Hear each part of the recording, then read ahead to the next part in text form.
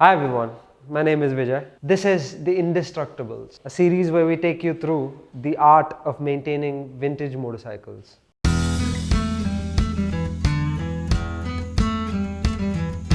This is our 1971 Java, pretty vintage. So the reason people go gaga about vintage motorcycles, according to me, is because vintage motorcycles display traits like a human being. As in, they throw tantrums, they have mood swings. So unlike motorcycles of new, which is just start and go, these require you to coax them into life, to give them constant TLC and attention. And these are pretty needy and clingy at times. Because we have a couple of them lying around our office, over the years we've learned how to keep them on the road, how to make sure that they start up, or if they don't, how you can coax them back into life.